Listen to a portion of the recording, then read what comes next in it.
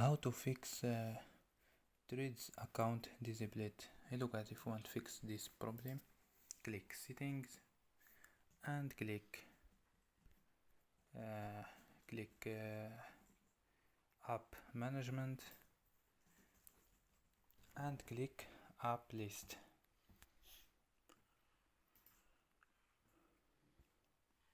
Search Threads. This is Threads. Click here and click force stop.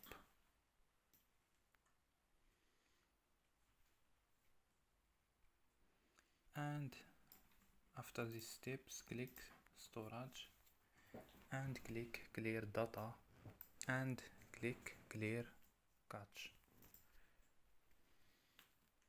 After these steps, click turn off Wi-Fi and turn on Wi-Fi. So don't forget like and subscribe. Bye.